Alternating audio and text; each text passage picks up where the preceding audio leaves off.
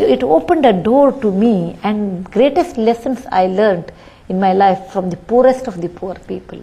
No university taught me, no book taught me, nobody taught me, but poorest of the poor taught me the great lessons. I will give an example.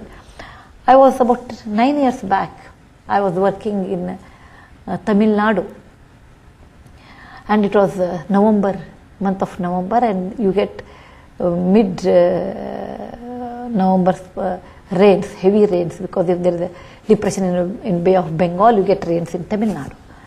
I was traveling by car, and my car, as usual, when you don't want the car, gets spoiled. In somewhere 8 o'clock in the night, the car did not move, and my driver said it takes another hour or hour and a half to get it repaired. It was pouring. He said, you find out some place and you rest there, and I will be back after 2 hours. I said, okay. I took an umbrella, and it drenched. I saw a small temple in a small village.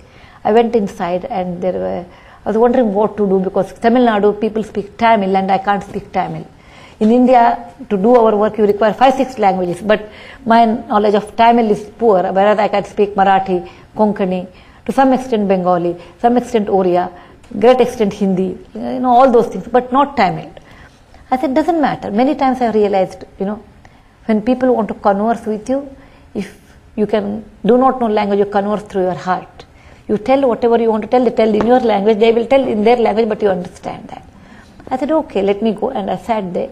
It was one of the Shiva temple, India has many gods, Shiva is one of the prominent god. And it was night, there was no lamps, it was only an oil lamp, and it was so quiet. I saw husband and wife. Husband was blind, he was almost 80 years, and his wife was there, and he said, can I do some puja, that's the way how we do, worship our God. And I said, okay, you do. When he did that, I gave him 100 rupee bill, because I knew they were very poor, and he touched, because he was blind, he can't see. He said, oh, it's more than 10. I said, no, it doesn't matter, keep it with you.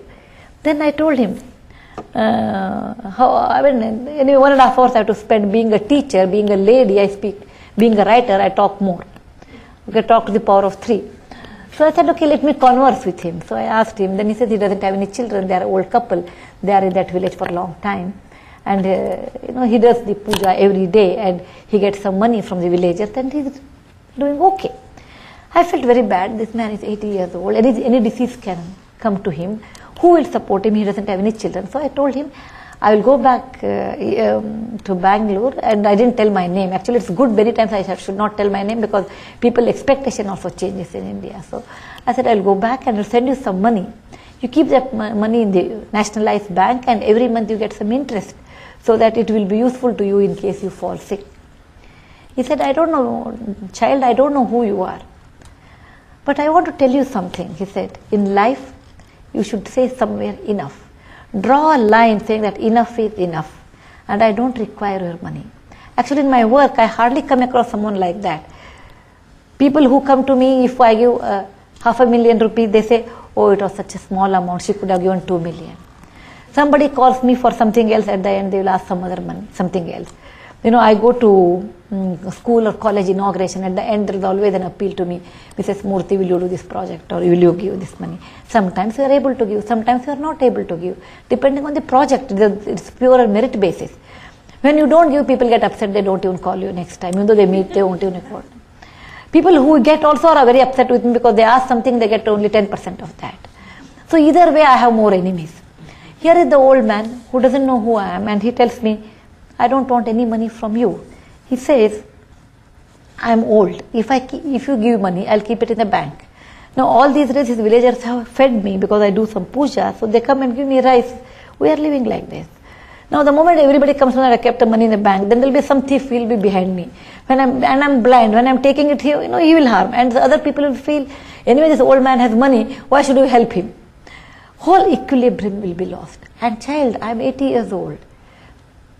I really feel I don't require anything, because I'm contented in my heart. Any amount of money cannot be traded with money. Content cannot be traded with money.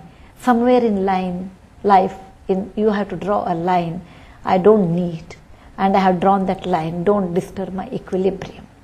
I may not agree with all his principles, because if we are the the line of content in a very young age, then I will not study at all. I'll be at home. I'm very contented.